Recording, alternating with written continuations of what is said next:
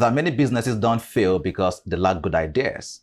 They fail because they struggle to turn those ideas into real solutions. Now, research shows that while many business leaders say innovation is important, only a small number successfully build innovation into the way their businesses operate every single day. Now, innovation is not just about creating new products or using artificial intelligence. Sometimes it is simply finding a better way to solve problems, serve customers, and reduce costs or improve efficiency. And so today, we will be looking at why many businesses struggle to innovate, and more importantly, how they can fix this challenge. My name is Victor. Okay, welcome to Tech Up. And before we dive straight into that conversation, let's first of all keep you updated in the world of technology.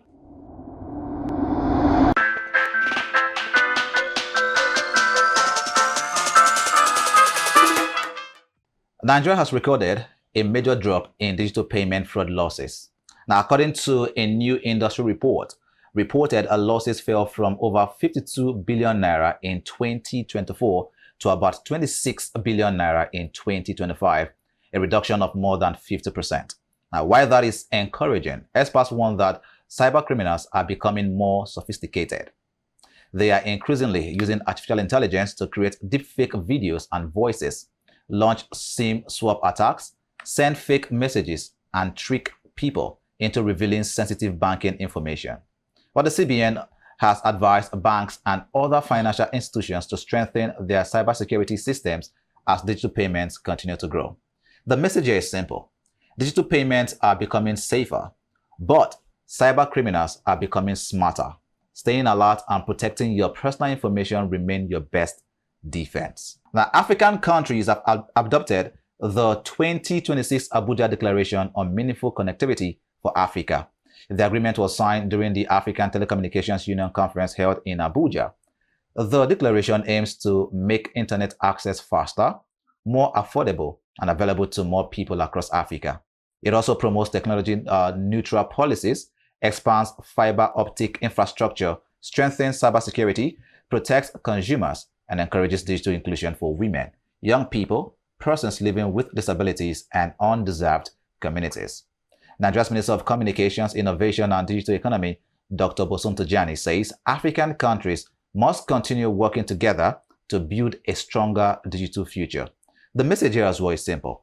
Better internet access means greater opportunities for businesses, education, innovation, and economic growth across Africa. Now let's travel down to China, as we see that China has introduced an AI-powered blackboard designed to transform learning in classrooms.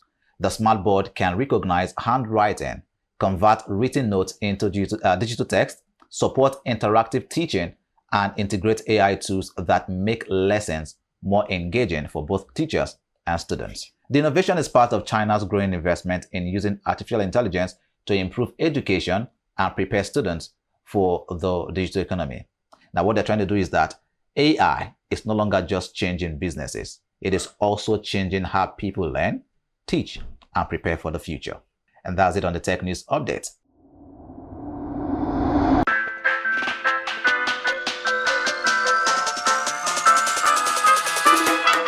Innovation has become one of the biggest drivers of business growth around the world. Yet, many businesses still find it difficult to innovate consistently. Some believe that innovation is expensive. Others think it is only for technology companies. But the truth is, every business, whether it is in agriculture, healthcare, manufacturing, retail, education, media, or even government, needs innovation to remain competitive. So, why do so many businesses struggle? And what practical steps can they take to build a culture where innovation becomes part of everyday operations? And to help us answer these questions, I am joined by the CEO of Axonvault Innovations Limited, Kingsley Ezeme. Kingsley, thank you for joining us on Tech Up today. Thank you, Victor. Welcome. It's a pleasure to be here. It's good to have you join us. Same here, man. You know, when people talk about innovation, the first thing that comes to mind is AI, or expensive gadgets. But for someone who is in the industry, what does innovation truly mean? So essentially, when you hear innovation, like you said, it's misunderstood to mean sophistication, technology, but that's not what innovation is. So essentially what innovation is converting and a new idea or a new method or invention into something that has actual value to people, businesses, and societies at large. So innovation essentially targets a problem, a bottleneck that exists. So it's about proffering solution. And that solution doesn't have to involve technology, although more often than not, technology is involved in the process. So that's basically solving a problem that exists in a new way. That's what innovation is. You know, that fear of that sophistication, just like you've just dealt with it. Now, if it's that simple, you know, why do businesses in Nigeria or in Africa struggle to innovate? I think the major reason they struggle to innovate is that they don't even understand what innovation is in the first place. You know, over here in Nigeria and Africa, innovation is more like a fanciful buzzword. Everyone uses it. Those in real estate, retail, manufacturing, when they are talking about innovation. It's a buzzword that looks fancy, you know, and it's so bad that when you even see these organizations that call themselves Innovation Hub, what they essentially are co-working spaces. Now, it gets more complicated because even the biggest of businesses, because I do business consulting and I've consulted for big companies, do not understand innovation. They treat it like a report case, right? And that's why you notice they are always competing on sameness. Let me make it what I said very clear. There is no distinction in real terms. Let's say, for instance, banking between Access Bank, GTB, UBA, and First Bank. Essentially, the major difference between them is the branding. You look at telecoms, there is really no difference between MTN, Airtel, Glo, and all that, except infrastructure. Maybe one, it's faster. So you see, because of the absence of innovation, you see that all industries are competing on sameness. There is really no clear differentiation as to what I'm doing from what my competitor is doing, right? And this is where innovation comes in, because elsewhere outside Nigeria and Africa, innovation is the primary driver of growth. That's why NVIDIA is worth over $1 trillion. Tesla, you know, Amazon, because these guys went beyond doing what is traditional to actually charting a course. But to correct that misconception, innovation must not be disruptive.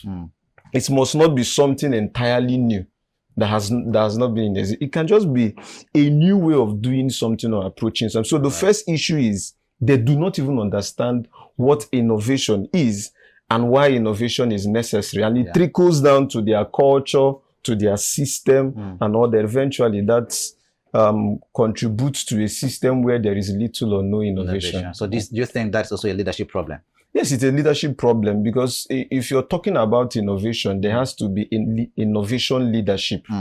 When you have a culture or a system that supports innovation, usually in sophisticated businesses outside the country, they have an R&D department. And the R&D department is primarily responsible for innovation. But you need not have a robust R&D department. You can just have a business unit, you know, concerned about innovation. And then you also have a business leader, an innovation leader who champions innovation. You know, so innovation leadership is also technical. Everybody cannot lead. So a lot of times it is a leadership problem, because leadership also helps to create a culture that makes it easy for people to innovate or to feel comfortable about innovation. But one of the things I've also heard people talk about is funding. Some say before you innovate, you need a certain level of budget, you know, to be able to do that. So do you think funding is also part of this issue? Okay, that is actually another misconception. Now, funding comes in when it is time to scale an innovation. Not when it's because this is what happens. How does innovation start? The first step of innovation is that you empathy. You empathize with the needs of the people, with the needs of businesses. It is where you talk to them. You know, you understand their pain points. You understand what they need. The next level is that you make a clear problem statement. I've spoken to these people. This is a clear problem statement. The next step is you now begin to ideate, you know, where you brainstorm about the possible solutions. When you've done that, the first thing you do or the next thing you do is to prototype your solution. You don't have to have something sophisticated. You just need skills. And the thing about innovation is that you don't have to get it right at first, which is where a lot of people make a mistake. They feel they need to be sophisticated, to get it perfect. No, the first step is to put out something terrible. Yes, right. Put out something not fully built, right. And then allow people to test it. And then when they test it and give you feedback, you iterate on that solution and then you begin to innovate. I'll give you an example.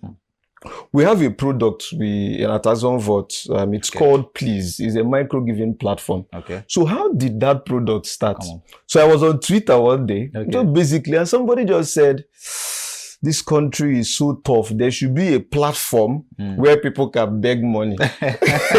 So it was funny. It turned to cruise. Right. But I checked that post. It had over 7 million impressions. Wow. Thousands of comments. And people were saying, we need something like this. But it was cruise to everybody. Yeah. But as somebody who is innovative, I saw that as a market. So first of all, I had already established a pain point due to the harsh economic realities. I mean, the economic realities are too harsh. Truly. According to latest reports by Kingsley Ezeme, they said 5 in 3 Nigerians earn less than 100,000 monthly or have no income at all. So we have a harsh economic reality. And of course, we already have a giveaway culture where people help people. Right. So as they were turning it to cruise on Twitter, I saw a pain point. Immediately, I called my team and we discussed, say, this is a pain point. How do we match the harsh economic realities with the fact that Nigerians already have a culture of giving? Right. And that is why we created that platform called Please, where people can go make genuine requests and they are funded. Someone could ask, why is it now innovation? Right. Because somebody said, what about GoFundMe? GoFundMe is a platform where people get to receive help, right? But GoFundMe, Kickstarter, and many of the platforms like that exist for formal needs and big goals. But there is no platform that caters to everyday needs. The type we describe as urgent 2K. Someone needing a transportation to attend an interview that can change their life. An urgent medical bill, your child is sick, but salary has not been paid. Right. That is where it comes. So it doesn't have to be something sophisticated. You don't even have to have a lot of money to do that. You just need to understand, okay, there is a pain point. This is the perfect solution. I need to have the skill to deploy this solution. Every other thing is about testing. Money, the big money now comes in where you now want to scale that innovation. Okay. Because you need to expand your team, you need to invest in adverts, you need to enlarge your infrastructure, invest in security. But innovation in itself is not really expensive. It's just a misunderstanding. Expensive can be relative as well. Okay. When someone just started off basically says they want to test, because you said you can just put out a terrible idea. And maybe this person doesn't have the capacity to even put out a terrible idea. He cannot afford to fail in the first place. So how does such a person manage this situation? Okay, and I know a lot of times people also assume that I could afford to fail. Right. And a lot of, when I wanted to go into, I'm not like wholly into tech. Yes. I've worked with tech companies, innovation teams across different companies as an innovation catalyst. Basically, but I come in the area of strategy. Okay. Now I want to build a tech company. And this is one thing we don't understand in this part of the world. Jack Ma, who built Alibaba, does not know how to code till date. Right? And that is where leadership and skills come in. Are you able to assemble a team? That is number one. If you're able to assemble a team, are you able to create a compensation system that allows your team to work even without you paying them big money or even paying them money at all? Because a lot of times is people want to own 100%. Yeah. Right? Greed of it. It's the greed. I'm the CEO. I found I need to own 100%. Right. But I've studied sustainable businesses and I've realized that no sustainable business, they started with one person who felt they could take the profit. If you create a team of people who are passionate, skilled, competent, they are keen spirits, you're able to communicate a solid vision and you're able to draft a compensation system that allows them to come in. You realize that you are doing very expensive things at little to no cost simply because you understand how to manage a team and actually how to run. So innovation, cost is relative, like you said, but it is not always what it seems like. A lot of times people launch out the biggest of projects without really spending a lot of money. So that's where also training and all that comes in. Yeah. Now, to an extent, whilst we were talking, you just shared your story in passing. Yeah. Because then that is a solution that I think we need to pay attention to now. Yeah. So when you say build a team, right, you don't necessarily need to pay them from the start. Yeah. From the start, rather. Some person still needs a form of reward compensation from the beginning.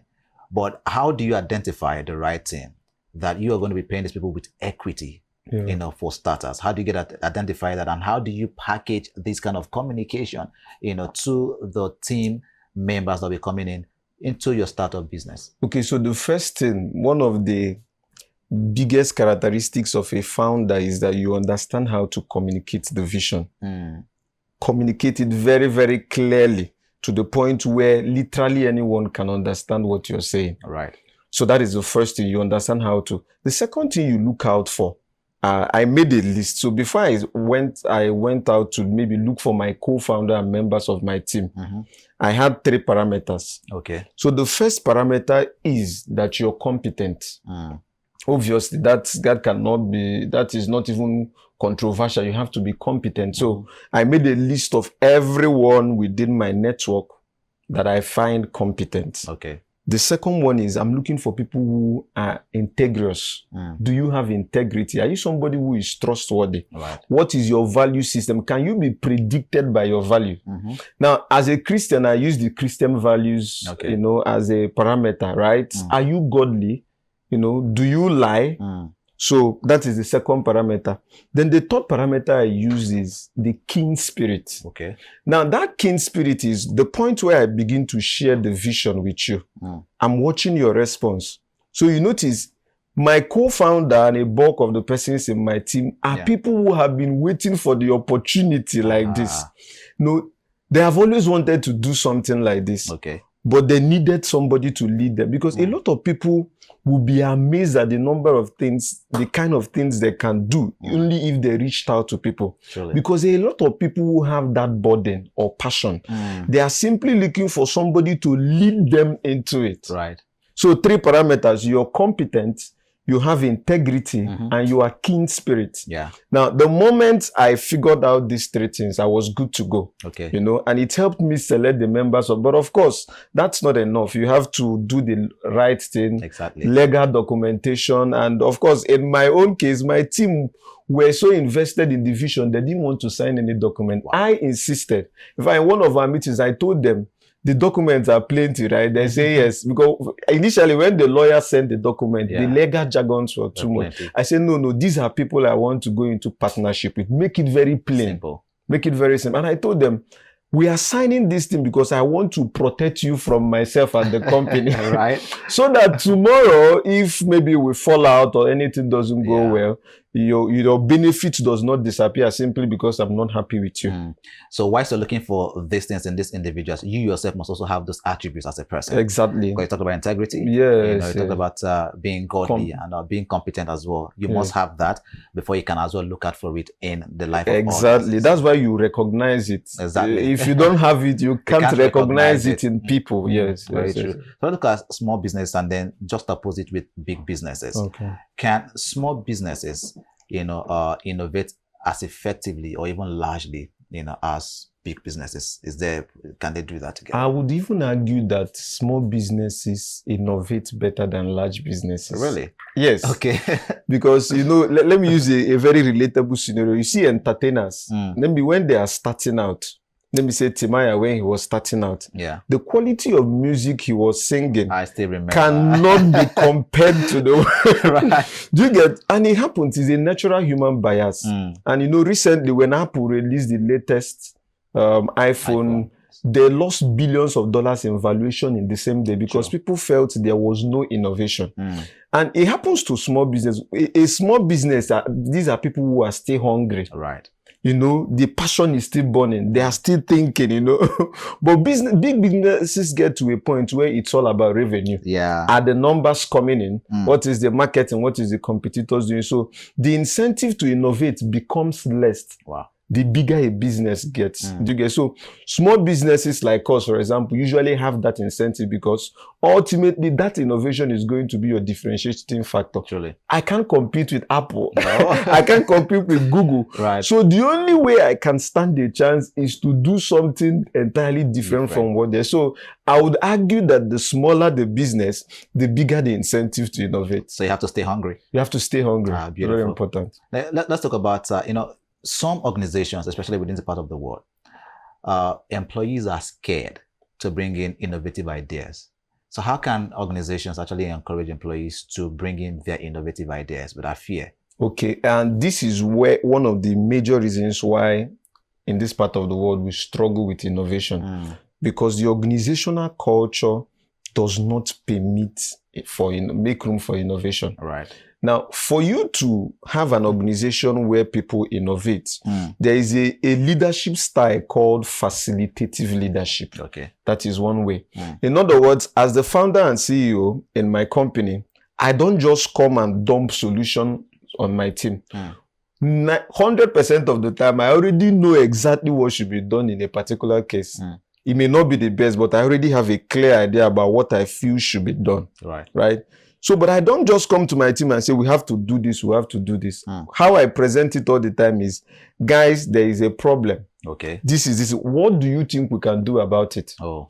Everybody brings their suggestion. I talk last. Okay. The reason is that if I talk first, the tendency for them to align to my own as the CEO is high. Okay. So I have to facilitate the culture of innovation, right? So any brainstorming session, the leader comes last. You just create a platform for people to come up. Now, as a leader, too, the second thing is that you should not be afraid to admit that you don't know it all. This is where there is a problem. You feel that, oh, because I'm the CEO, then I know it all, which is a problem. I'm not intimidated by somebody in my team having a better idea. In fact, there is a clause in our service agreement that people can get equity just by bringing in a new idea that will change the trajectory of the company. So and there is no limitation to it. So let's say, for instance, we are giving 1.5% equity per transformative idea.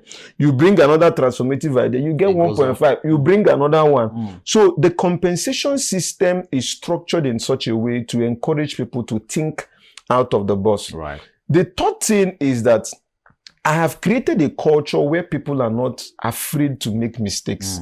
And that's why I said you bring out a terrible product. Truly. So when we went live with Please, our first project, there were we were getting feedback. Some of the things we did not see. I don't come to the team and I say, this programmer, how would you do that? I say, okay, this is what has been discovered. Guys, let's work on it. We are getting better. We're getting better. So you create an atmosphere that allows people to make mistakes. An atmosphere that allows people to question you. Right. That is the boss. And an atmosphere that gives people the freedom to express their own thoughts. Right. Anytime you regiment a thought, a system, for instance, that it has to be done this way. This is how it has always been done. You kill innovation because people, and then again, another thing businesses do, an employee makes a mistake by going out of the line and you punish them for going out of the line. What happens? Everybody has to stay on the line. Do you get? In fact, I've seen more businesses have more punishment structure than reward structure, which is a problem. And that's why I said, you don't need too much money to have a solid team. For instance, at Axonvault, the early employee, the key hires, all have equity. Okay. But beyond that, for each project, they have product equity. So it's twofold. Wow. Do you get? So it's not just from the company. And I make the project product equity, start vesting immediately. Okay. So that even if they don't vest their company equity, they still have something in case they leave tomorrow. Because I'm not trying to create a system where I will benefit. I'm trying to create a system that incentivizes people so that if you only stay with us for 1 year and you go, you don't lose out entirely.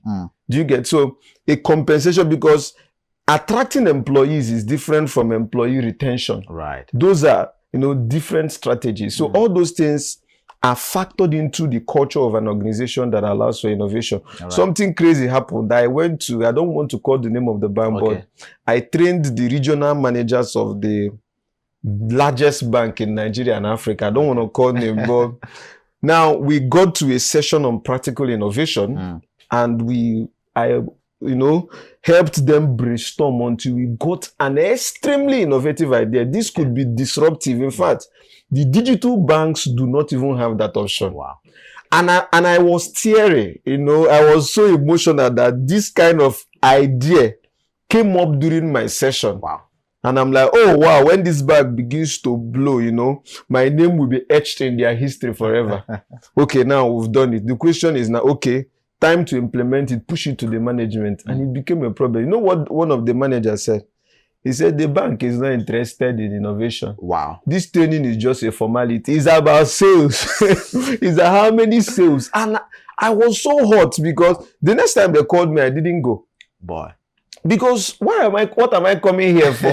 When you're not taking the ideas. When you are not taking the idea, everything we talk ends here. Nah. Then no, it doesn't make sense. I was so hot. And somehow I wish I could find an organization to sell it out to. In fact, one time I wrote on myself, I say, I have ideas to sell.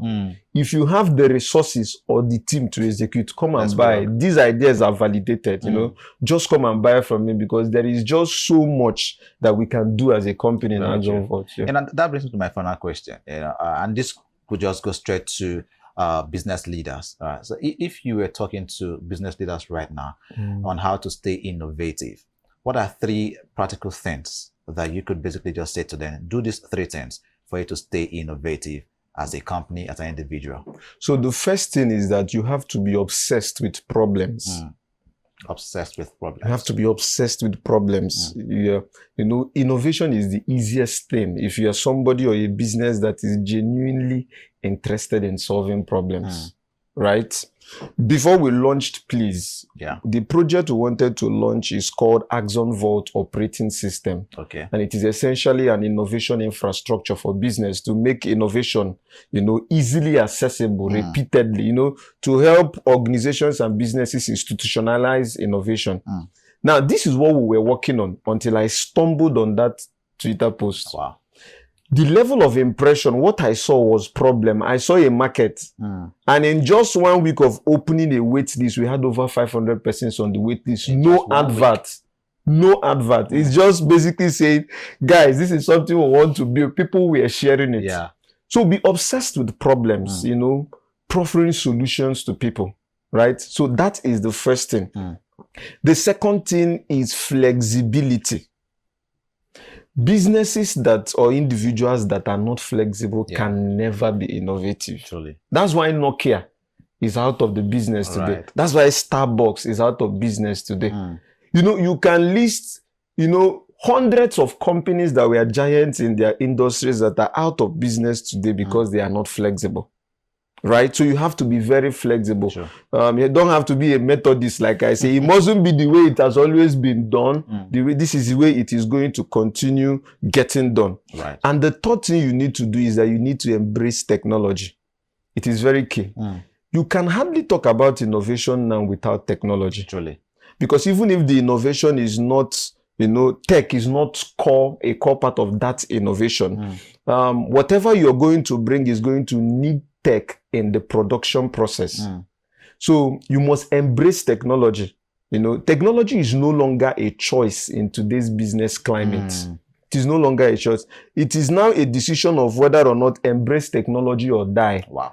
And when you abandon technology, it is no longer a matter of if, it is a matter of when you will go into extinction. So 3 things: be obsessed with problems. Right. 2, be a very flexible person. Flexibility is key. 3, embrace technology. Wow. Thanks so much, Kingsley, for your time with us today. I feel like we should just end the program right now. Let's go home. Well, thank you so much. I appreciate Pleasure it. is mine, Thank you. Pleasure is mine. Well, let's go on a break. When we'll come back, we'll get straight to the how-to segment.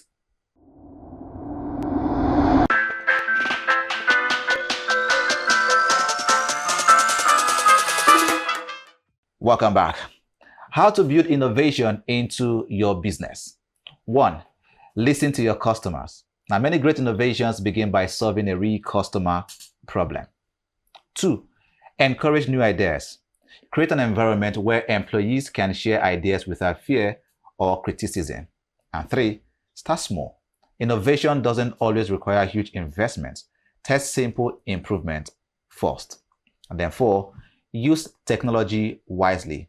Adopt tools that solve business problems, not just because they are popular. And then 5, keep learning. Train your team regularly and stay informed about changes in your industry. Innovation is not about having the biggest budget. It is about solving problems better than you did yesterday. Businesses that keep learning, testing new ideas, and adapting to change are the ones most likely to grow and remain competitive. Now, in conclusion, innovation is no longer optional. In today's fast-changing world, businesses that refuse to evolve risk being left behind. Whether you're running a startup, an SME, or a large organization, innovation begins with asking one simple question: how can we do this better? You've got to answer that question with your team. Once again, a big thank you to our guest, Kingsley Ezeme, CEO of Axonvault Innovations Limited, for sharing his insight with us on the program this morning. And thank you for watching Tech Up. My name is Victor Ake. Until next time, keep learning, keep innovating, and keep embracing technology to build a better future. Most importantly, stay techy.